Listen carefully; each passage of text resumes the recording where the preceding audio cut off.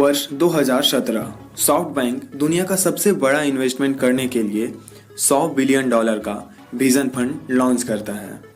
अभी तक SoftBank WeWork, उबर, ओला, Flipkart, होयरूम्स, DD, Tokopedia और भी बहुत बड़ी बड़ी कंपनियों में इन्वेस्ट कर चुका है और लास्ट ईयर 2019 जुलाई में इन्होंने विजन फंड 2 लॉन्च करने की घोषणा की है, जो कि $108 बिलियन की इन्वेस्टमेंट होगी। सॉफ्टबैंक के पास इतना पैसा कहां से आता है कि लगातार वह बड़ी बड़ी कंपनियों में इन्वेस्ट कर रहा है।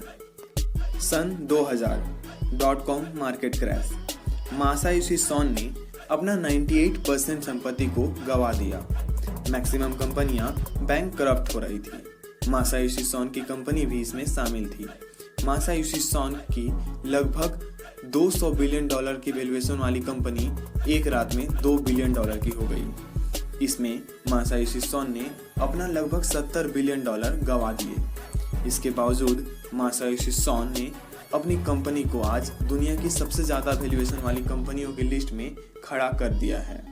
शायद ही ऐसी कोई इंडस्ट्री है जिसमें मासायोशी सोन की कंपनी के शेयर नहीं हैं। मासायोशी सोन ने सॉफ्टबैंक कॉरपोरेशन की स्थापना की थी जब वो सिर्फ 24 साल के थे। सोन आज 62 साल के हैं और जापान के दूसरे सबसे अमीर व्यक्ति हैं।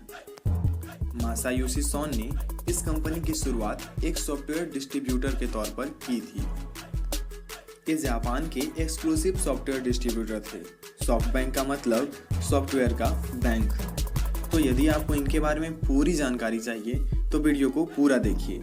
आज हम इन्हीं की बात करेंगे। तो चलिए शुरू से शुरू करते हैं। तो इस कहानी की शुरुआत 11 अगस्त 1957 को होती है, जब जापान के तोसू में मासायोशी सोन का जन्म होता है। सोन अपने लाइफ में इंस्पायर्ड थे जापानीज बिलियनियर डैन फुजिता से, जो मैकडॉनल्ड्स जापान के फाउंडर थे। सोन ने ना जाने कितने कॉल डैन के ऑफिस में कर डाली उनसे एडवाइस लेने के लिए कि उन्हें अपने कैरियर में क्या करना चाहिए। जब डैन ने उनसे बात नहीं की तो वो उनसे मिलने टोक्यो पहुंच गए। उनसे मिलकर वो पूछते हैं कि उन्हें अपने कैरियर में क्या करना चाहिए, किस इंडस्ट्री में जाना चाहिए, वो कैसे आगे बढ़े। इसके जवाब में डैन बोलते हैं कि अमेरिका जाकर कंप्यूटर साइंस और इंग्लिश की पढ़ाई करो। बस इतना था और इसके बाद वो अमेरिका चले गए। पढ़ाई के दौरान उन्होंने खुद से वादा किया कि वो दिन में एक आइडिया जरूर सोचेंगे। पढ़ाई करते हुए उन्होंने कुछ इंजीनियर की मदद से अपना पहला इलेक्ट्रॉनिक ट्रांसलेटर बनाया, जिसको $1.60 मिलियन में शार्प कंपनी ने खरीद लिया। फिर वो Japanese game machine space invader को इंपोर्ट कर करके अमेरिका में मिलीनियर बन गए। सोन इसके बाद जापान आ जाते हैं। जापान आने के बाद उन्होंने सॉफ्टबैंक की शुरुआत की, लेकिन बहुत मेहनत के बाद भी उन्हें ग्रोथ नहीं मिल रही थी। तभी एक दिन अचानक उन्हें जॉसिन डंकी का कॉल आता है। जॉसिन डंकी उनसे मिलना चाहते थे। सोन ने मिलने से मना कर दिया क्योंकि जॉसिन डंकी एक इलेक्ट्रॉनिक डीलर कंपनी थी, सोन को पता नहीं था। डंकी ने फिर से सोन को कॉल किया और मीटिंग फिक्स हो गई। जॉसिन डंकी अपना कंप्यूटर स्टोर लॉन्च करना चाहते थे, जिसके लिए उन्हें सॉफ्टवेयर की ज़रूरत थी। सोन सलाह देते हैं और कहते हैं कि जापान में यदि आपको नंबर 1 पीसी डीलर कंपनी बनना है तो आपको नंबर 1 सॉफ्टवेयर डिस्ट्रीब्यूटर चाहिए, और वो मैं ही। फिर क्या था, सॉफ्टबैंक का 10,000 12,000 का रेवेन्यू एक साल के अंदर अंदर $2.3 मिलियन का हो गया। इसके बाद सॉफ्टबैंक ने अलग अलग कंपनियों में इन्वेस्ट करना शुरू कर दिया। .com बूम के दौरान सॉफ्टबैंक ने 800 कंपनियों में पैसा लगाया था। इन्हीं में से एक कंपनी का नाम था जिफ डेविस। जिफ डेविस के सीईओ थे एरिक। एरिक ने 1995 में सोन की मुलाकात जेरी योंग से कराई थी, जिनको याहू सर्च इंजन बनाने के लिए $5 मिलियन की जरूरत थी। सोन बोलते हैं, मैं आपको $100 मिलियन दूंगा। योंग बोलते हैं, हमें 100 मिलियन की जरूरत नहीं है, 100 मिलियन हर किसी को चाहिए। सोन बोलते हैं, $100 मिलियन उन्हें दे देते हैं। ये $100 मिलियन सोन को 2000 के .com बूम से पहले वापस मिल गया था। 1999 में सोन अलीबाबा के को फाउंडर जैक मा से मिलते हैं और अलीबाबा पर $20 मिलियन इन्वेस्ट करते हैं और अलीबाबा का 29.5% शेयर्स ले लेते हैं। 3 दिनों के लिए सॉन दुनिया के सबसे अमीर आदमी बन गए थे।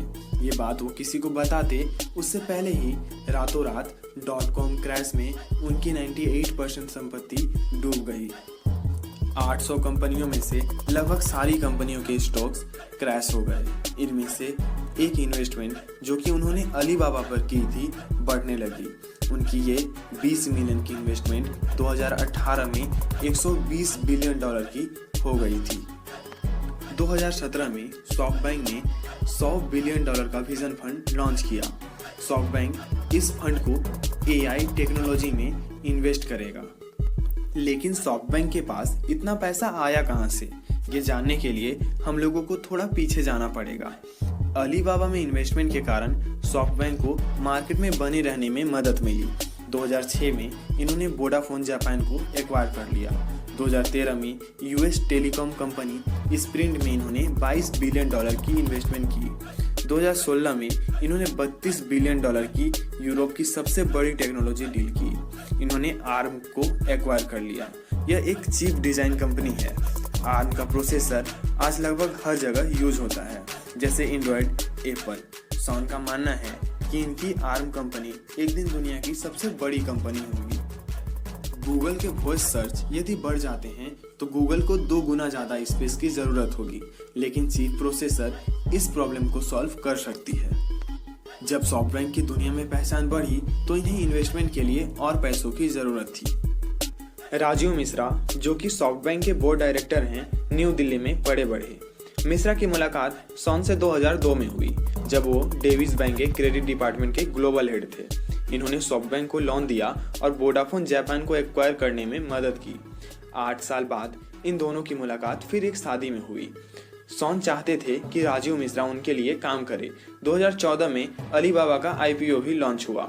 इससे सॉफ्टबैंक को ग्लोबली एक्सपैंड करने में मदद मिली। आर्म को खरीदने के लिए सॉफ्टबैंक को अपने शेयर्स बेचने पड़े। इससे सॉफ्टबैंक के ऊपर $105 बिलियन का लोन हो गया। फिर सॉन और मिश्रा साथ आए। फिर उन्होंने डिसाइड किया कि चलो दुनिया की सबसे बड़ी इन्वेस्टमेंट की जाए। ग्लोबल वेरियस कम हो रहे हैं, यदि आप ग्लोबल नहीं बनते हैं तो कोई और बनेगा। इसके लिए सॉफ्टबैंक को बहुत सारे पैसों की ज़रूरत थी। पहले मासा ने सोचा 30 बिलियन सही रहेगा, फिर उन्होंने सोचा कि 100 बिलियन सही रहेगा और उन्होंने आने वाले 300 सालों का प्लान बनाया। मिश्रा और सॉन ने एक प्रेजेंटेशन बनाई और दोनों 2016 में सितंबर से दिसंबर तक पूरी दुनिया घूम गए। ज़्यादातर लोग उसे एक अनरियलिस्टिक प्लान मान रहे थे, लेकिन कुछ लोग इनके साथ आ गए। उनमें से एक थे सऊदी अरब के प्रिंस मोहम्मद बिन सलमान। सॉन बिन सलमान को बोलते हैं, मैं आपको $1 ट्रिलियन दे सकता हूँ, आप $100 बिलियन मेरे विजन फंड में इन्वेस्ट करें। दोनों की मीटिंग 45 मिनट में ख़त्म होती है, $45 बिलियन इन्वेस्टमेंट के साथ।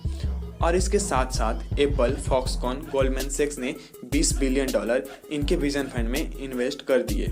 $28 बिलियन इन्होंने खुद से विजन फंड में डाल दिए और इसके बाद टोटल $93 बिलियन इनके विजन फंड में जमा हो गए। 2017 में साइन इन सेरेमनी हुई। $100 बिलियन के विजन फंड को इन्होंने ऑफिशियली लॉन्च किया। आज ये दुनिया की सबसे बड़ी इन्वेस्टमेंट फंड है। सॉफ्टबैंक सिर्फ इन्वेस्टमेंट करके इन्वेस्टमेंट पर रिटर्न पाने के लिए किसी कंपनी पर इन्वेस्ट नहीं करती है। वो जिस कंपनी पर इन्वेस्ट करती है उसे और भी एडवांटेजेस देती है। जैसे कि जिस कंपनी पे वो इन्वेस्ट करते हैं, अगर उसे जापान में अपना बिजनेस शुरू करना है तो सॉफ्टबैंक खुद उस कंपनी के साथ जॉइंट वेंचर शुरू करके वो बिजनेस शुरू करती है, जैसे कि उन्होंने ओयो के साथ किया। ओयो को जब जापान में अपना बिजनेस शुरू करना था तो सॉफ्टबैंक ने उसके साथ जॉइंट वेंचर कर लिया और जापान में अपना बिजनेस शुरू कर दिया। सेम थिंग उन्होंने पेटीएम के साथ भी किया।